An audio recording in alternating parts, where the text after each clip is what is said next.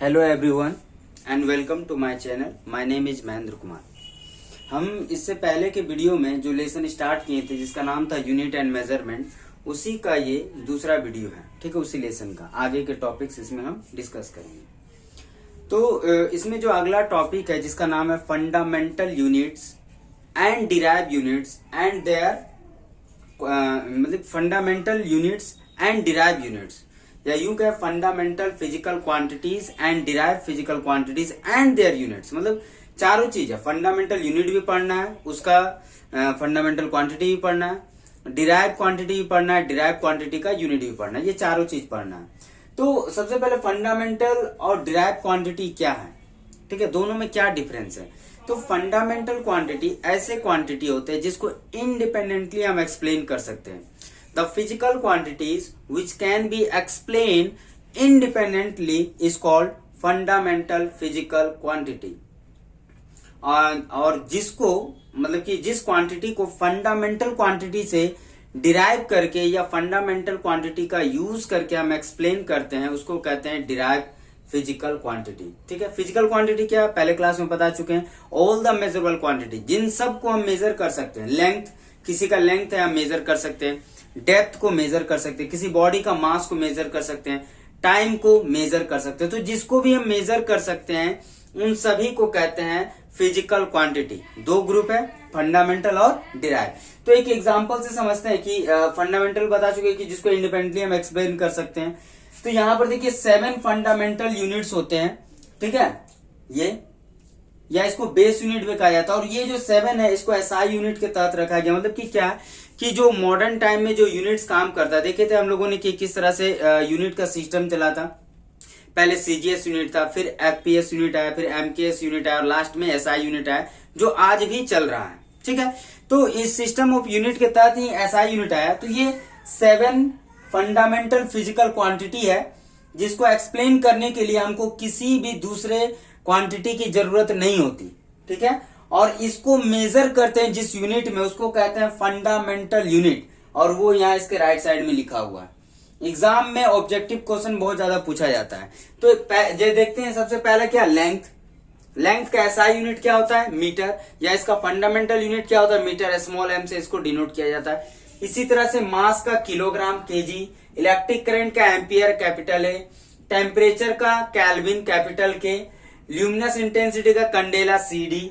Amount of substance का मोल, MOL. और time का सेकेंड। तो ये वो 7 फंडामेंटल क्वांटिटीज हैं और ये उनके 7 फंडामेंटल यूनिट्स हैं। ठीक है, फंडामेंटल क्वांटिटी के ही यूनिट को फंडामेंटल फिजिकल क्वांटिटी के यूनिट को ही फंडामेंटल यूनिट कहा जाता है। नेक्स्ट जो है जिसका नाम है डिराइव। ठीक है, उसको देखने से पहले एक और समझ लेते हैं। यहाँ पर 2 सप्लीमेंट्री क्वांटिटीज है और उसके भी 2 यूनिट है। ये भी जो है 7 फंडामेंटल यूनिट के साथ आता है, जिसमें सबसे पहला है प्लेन एंगल। यानी कि जहां कहीं भी 2 डायमेंशन रहेगा, कोई प्लेन रहेगा और वहां पर जो एंगल बनेगा उसको कहते हैं प्लेन एंगल। जैसे हम लोग जितना भी आज तक एंगल बनाते आए हैं 10 तक के ये में, आप देखोगे कि ऐसे करके इस तरह से बना देते थे और ये बोलते थे कि ये 90 डिग्री है। तो एक्चुअल में क्या है कि ये जो व्हाइट बोर्ड है ये 2 डायमेंशन है और यहाँ पर ये 2 लाइन के बीच का एंगल ले रहे हैं। तो 2 डायमेंशन बॉडी में जो एंगल बनता है उसको कहते हैं प्लेन एंगल और उसको मेजर किया जाता है रेडियन में, जिसको जनरली थीटा से डिनोट किया जाता है। और जब 3 डायमेंशन में बनता है, जैसे कि एक कोई तरबूज है, उसका कोई पीस काट के निकाल के दिया, तो वो पीस काट के जब निकाल दीजिएगा बीच से, तो वहां पर जो अंदर में जो एंगल बनेगा वो 3 डायमेंशन में बनेगा और उस एंगल को कहते हैं सॉलिड एंगल। और उसके एंगल को जो मेजर किया जाता है जिस यूनिट में, उसका नाम है स्टेरेडियन। ओम से इसको डिनोट किया जाता है, इसका नाम है ओम। ठीक है, तो अभी हम लोगों ने देखा फंडामेंटल यूनिट जिसको इंडिपेंडेंटली एक्सप्लेन कर सकते हैं, एक्सप्रेस कर सकते हैं, जो बोलिए एक्सप्लेन और एक्सप्रेस दोनों, उसको हो गया फंडामेंटल। अब डिराइव क्वांटिटी क्या है या डिराइव फिजिकल क्वांटिटी क्या है, तो जिसको एक्सप्लेन करने के लिए फंडामेंटल की जरूरत होता है उसको डिराइव कहते हैं और उसके यूनिट को डिराइव यूनिट कहते हैं। एग्जांपल से समझते हैं। ठीक है,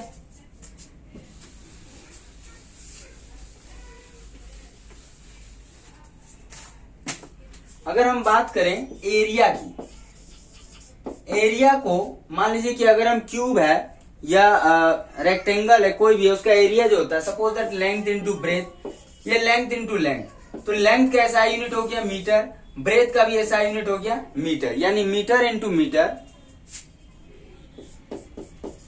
दैट इज मीटर स्क्वायर। अब समझते हैं एरिया फिजिकल क्वांटिटी को एक्सप्लेन करने के लिए हमको लेंथ फिजिकल क्वांटिटी को भी एक्सप्लेन करना होगा या उसको मेजर करना होगा, ब्रेथ को भी मेजर करना होगा, और फिर यानी कि हम कह सकते हैं दो फिजिकल क्वांटिटी को जब हम मेजर कर रहे हैं या उसको एक्सप्लेन कर रहे हैं तब जाकर के हमारा एरिया जो फिजिकल क्वांटिटी वो एक्सप्लेन हो रहा।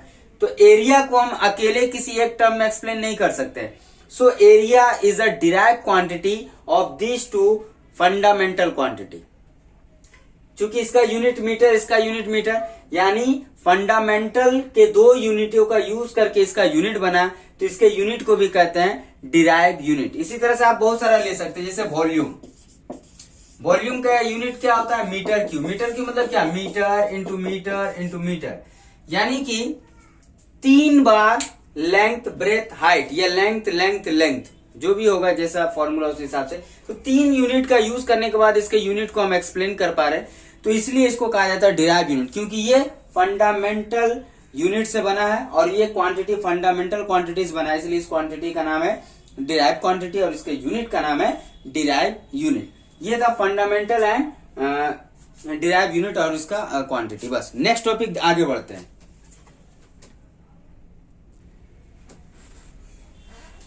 हमारा जो अगला टॉपिक है जिसका नाम है definition of dimension with example या एग्जांपल्स।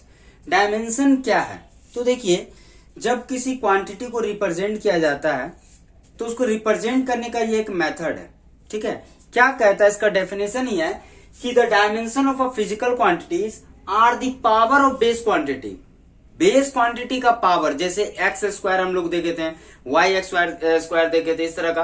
तो अगर हम बात कर रहे हैं एक्स स्क्वायर की, सपोज दैट, इसका मतलब क्या है कि एक्स का पावर 2 टाइम्स किया गया है। तो इसी तरह से जो फिजिकल क्वांटिटी है, जो फंडामेंटल क्वांटिटी, उसके पावर को रेज किया जाता है टू रिप्रेजेंट दैट क्वांटिटी, उस क्वांटिटी को रिप्रेजेंट करने के लिए। और जितने भी क्वांटिटीज है उनका एक अपना वर्ड है जिससे उसको रिप्रेजेंट किया जाता है। पहले समझ लेते हैं। जैसे अगर मान लिया जाए कि एक्स कोई फिजिकल क्वांटिटी है और उसके दोनों साइड इस तरह से हम ब्रैकेट, बिग ब्रैकेट का यूज कर रहे हैं, इसका मतलब क्या है? We are dealing the dimension of this physical quantity X, ठीक है। अगर लेंथ है, लेंथ के दोनों साइड इस तरह से ब्रैकेट लगा दिया गया, मतलब कि लेंथ के डायमेंशन को हम रिप्रेजेंट कर रहे हैं। तो लेंथ का किस तरह से रिप्रेजेंट किया जाता है? एल से, मास को कैपिटल एम से, इलेक्ट्रिक करंट को ए से, टेम्परेचर को के से, ल्यूमिनस इंटेंसिटी को डी से, टाइम को टी से और अमाउंट ऑफ सब्सटेंस को एमओएल से। लेकिन सबके बगल में क्या रहेगा? ब्रैकेट रहेगा, ठीक है। अब एक एग्जांपल से समझते हैं कि कैसे निकालते हैं डायमेंशन। सपोज दैट कि हमको फोर्स का डायमेंशन पता करना है, तो फोर्स इक्वल टू क्या होता है? Mass into acceleration. मास का मास रहने दिए, एक्सेलरेशन इक्वल टू होता है वेलोसिटी बाय टाइम। टाइम को देखिए मास के नीचे ले आए, वेलोसिटी इक्वल टू क्या होता है? Distance by time. ये फॉर्मूला के अकॉर्डिंग। इसको हम इतना क्यों तोड़े? क्योंकि हमको फंडामेंटल क्वांटिटी तक पहुंचना था। एक्सेलरेशन कोई फंडामेंटल क्वांटिटी नहीं है, ये एक डिराइव क्वांटिटी है। वेलोसिटी एक डिराइव क्वांटिटी है, लेकिन मास, डिस्टेंस और टाइम ये फंडामेंटल क्वांटिटी है। अब हम जानते हैं मास को देखिए किससे डिनोट किया जाता है? कैपिटल एम से, तो कैपिटल एम लिख दिए। डिस्टेंस को किससे रिप्रेजेंट किया जाता है? डिस्टेंस मतलब क्या है? डिस्टेंस बोलिए, डिस्प्लेसमेंट बोलिए, लेंथ बोलिए, ब्रेथ बोलिए, हाइट बोलिए, डेप्थ बोलिए, ये सब के सब क्या? सब क्या? किसी दो पॉइंट के बीच का पाथ है, उन सब का यूनिट मीटर होता है और डायमेंशन एल होता है। तो डिस्टेंस का एल आ गया, टाइम का टी आ गया, इस टाइम का भी टी आ गया, तो एम एल, ये दोनों देखिए एम एल मल्टीप्लाई होकर के एम एल लिख दिए, और टी से मल्टीप्लाई होकर टी स्क्वायर, नीचे +2 है तो ऊपर जाएगा तो -2। तो फोर्स का डायमेंशन क्या होगा? एम एल टी -2, ठीक है। ये यहां पर हो गया। अगर मान लीजिए कि जो है वो यहां दिख रहा है, यानी कि मास का पावर 1 है, लेंथ का पावर 1 है और टाइम का पावर -2 है, तो ये इसका डायमेंशन है। इस तरह से बहुत सारे फिजिकल क्वांटिटीज हैं जिसका निकालना रहेगा आपको। एरिया का निकालना रहेगा, विस्कोसिटी का निकालना रहेगा, जो हम लोग पढ़ेंगे लेसन्स में, उन सभी फिजिकल क्वांटिटीज का डायमेंशन भी हम निकालते चलेंगे, ठीक है। तो ये डायमेंशन का आप चाहें तो स्क्रीनशॉट ले सकते हैं।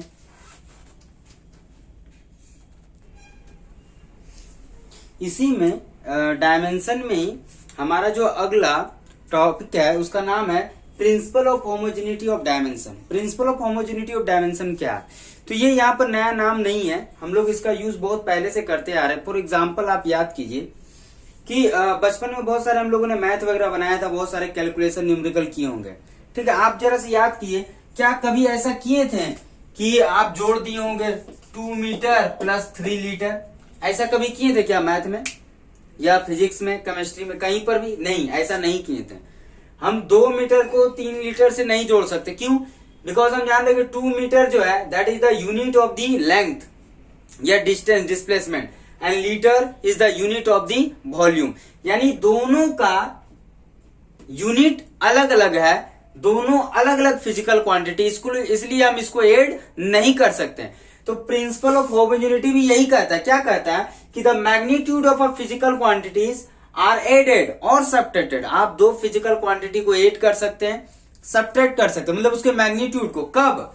Only if they have the same dimension, अगर दोनों का डायमेंशन सेम हो। चूंकि डायमेंशन क्या है? तो dimension is the representation of the unit, वो यूनिट का रिप्रेजेंटेशन है। यानी कि यहाँ पर जस्ट डायमेंशन के टर्म्स में कहा जा रहा है। आप बचपन से जो पढ़ते आए वो यूनिट के टर्म में पढ़ते आए कि दो यूनिट जब सेम होगा तभी ऐड करेंगे। इवन अगर हम बात करें कि 2 मीटर प्लस 10 सेंटीमीटर, ऐसा भी हम नहीं करते थे, क्योंकि ये अलग यूनिट है, ये अलग यूनिट है। हम क्या करते थे, या तो मीटर को सेंटीमीटर में कन्वर्ट करेंगे या सेंटीमीटर को मीटर में कन्वर्ट करेंगे, उसके बाद इसके मैग्नीट्यूड को जोड़ते थे। ठीक है, तो यहां पर भी यही बोल रहा है कि जस्ट यहां पर भी दो फिजिकल क्वांटिटी को हम ऐड कर सकते हैं, सब्ट्रैक्ट कर सकते हैं। कंडीशंस ये है कि दोनों का डायमेंशन सेम होना चाहिए। यहां पर जस्ट नाम बदल गया डायमेंशन, पहले हम इसको यूनिट के ही नाम से जानते थे। ठीक है, तो एक एग्जांपल से समझते हैं। हम लोग 10 क्लास में पढ़े होंगे न्यूटन्स लॉ ऑफ मोशन, वहां पर ये फॉर्मूला देखने को मिला होगा, S equal to u t plus half AT square.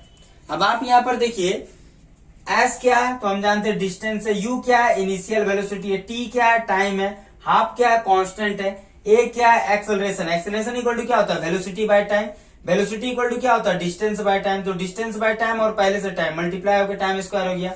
Velocity equal to distance by time, T क्या है टाइम है, पहले ही देख चुके हैं। तो अब मान लीजिए कि यहाँ पर हम RHS LHS को लेते हैं। LHS में क्या S क्या है डिस्टेंस, तो डिस्टेंस का डायमेंशन में L से डिनोट करते हैं। RHS में आते हैं, पहला क्या है, पहला टर्म है UT का हम डायमेंशन निकाल के देखते हैं। तो U मतलब वेलोसिटी देख चुके हैं, initial velocity, distance by time, distance by time किया और यहाँ पर पहले से टाइम है, तो ये टाइम क्या हुआ कट गया और बचा क्या डिस्टेंस, और डिस्टेंस का डायमेंशन क्या होता है L। फिर से देखते हैं, हाफ तो हो गया कांस्टेंट, उसको हटा देंगे, AT स्क्वायर, तो AT स्क्वायर। अब A मतलब क्या हुआ हम देख चुके हैं acceleration, velocity by time, velocity equal to distance by time, time और टाइम मल्टीप्लाई हो गए टाइम स्क्वायर। तो डिस्टेंस बाय टाइम स्क्वायर और यहां से पहले से टाइम स्क्वायर है, तो टाइम स्क्वायर कट गया, बचा क्या डिस्टेंस। डिस्टेंस का डायमेंशन क्या होता है L, यानी कि UT का डायमेंशन आया L, AT का डायमेंशन आया L, यानी कि इन दोनों का डायमेंशन सेम है, इसीलिए यहां पर इसके बीच में हम ऐड का साइन या सब्ट्रैक्ट का साइन दे सकते हैं। अगर इन दोनों का अगर यूनिट अलग अलग होता तो यहां पर हम ऐसे इसको नहीं दे सकते थे। ठीक है, प्रिंसिपल ऑफ होमोजेनिटी ना सिर्फ एडिशन और सब्ट्रैक्शन के बारे में बोलता है, बल्कि ये भी बोलता है कि LHS का जो यूनिट होगा वही यूनिट ओवरऑल RHS का भी होगा। यहाँ देख सकते हैं लेंथ इसका भी है लेंथ, ओवरऑल RHS का जो डायमेंशन है वो लेंथ है और लेफ्ट साइड में इसका डायमेंशन भी लेंथ है। तो principle of homogeneity state that the two physical quantities can be added or subtracted only if they have the same dimension, in other words they have the same unit, otherwise no। ये आप चाहें तो screenshot ले सकते हैं।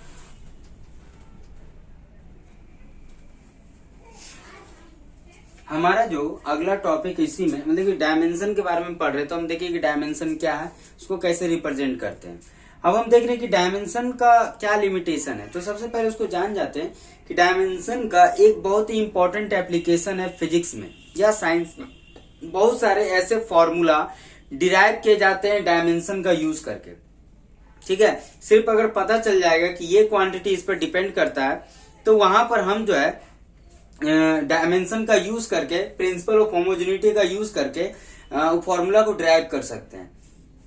तो देखते हैं इसका क्या क्या लिमिटेशन है। सबसे पहला लिमिटेशन क्या है, dimensionally correct equation may be incorrect. अगर मान लीजिए कि LHS और RHS दोनों का डायमेंशन सेम है, जरूरी नहीं कि वो इक्वेशन सही हो। For example v square minus u square equal to 2as, ये जानते हैं हम formula. v square minus u square equal to 7as। अब आप ऊपर वाले में देखिएगा तो LHS का इक्वेशन का डायमेंशन निकालिएगा, RHS का निकालिएगा, सेम आएगा। नीचे वाले में भी LHS का डायमेंशन और RHS का डायमेंशन सेम आएगा। हमको तो लगेगा कि दोनों सही है, बट एक्चुअल में नीचे वाला गलत है।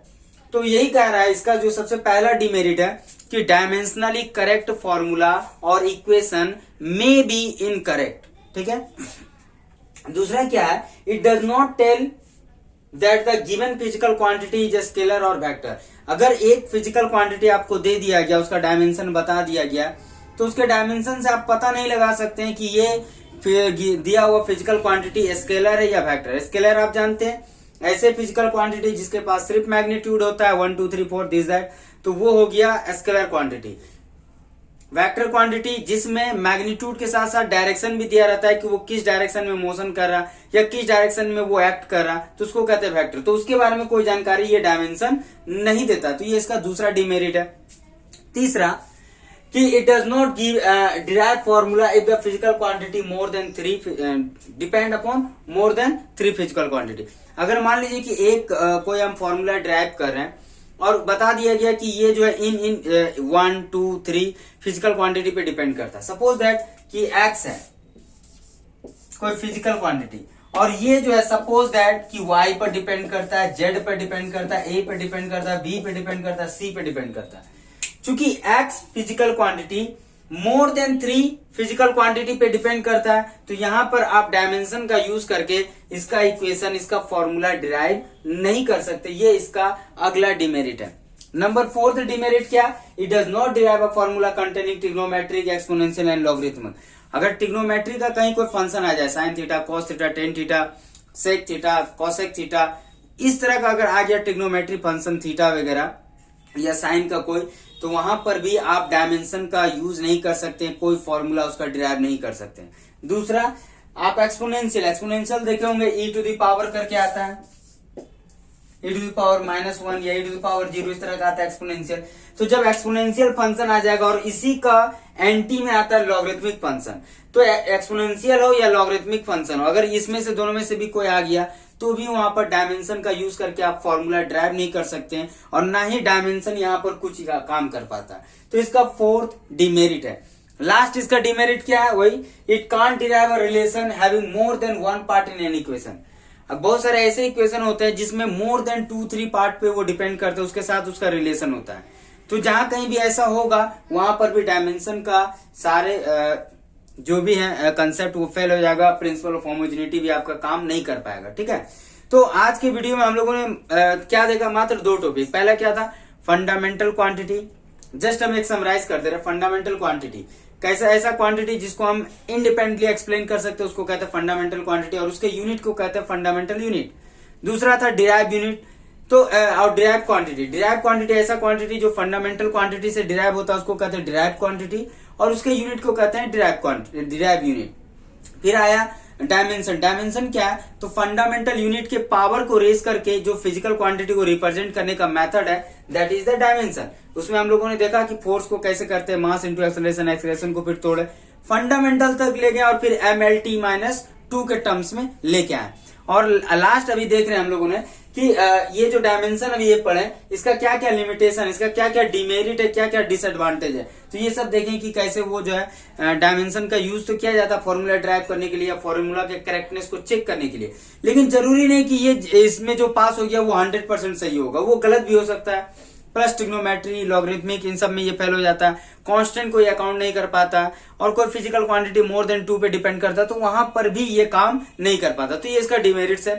एग्जाम में इससे रिलेटेड जो पूछा जाता क्वेश्चन, सबसे ज्यादा जो पूछा जाता वो ये है कि 7 फंडामेंटल यूनिट और उसका फिजिकल क्वांटिटी आपको याद होना चाहिए। नंबर 2, बहुत सारे डिराइव क्वांटिटी हैं जिसका आपको डायमेंशन निकाल के प्रैक्टिस करना है, ठीक है, वो हम लोग आगे क्लासेस में देखेंगे।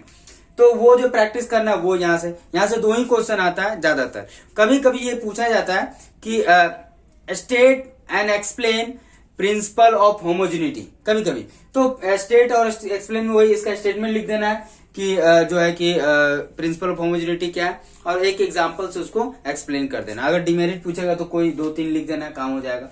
तो इस वीडियो में फिलहाल इतना ही, मिलते हैं अगले वीडियो में। ये हमारा दूसरा वीडियो है, अगले तीसरे वीडियो बहुत जल्द आएगा। Thanks for the watching.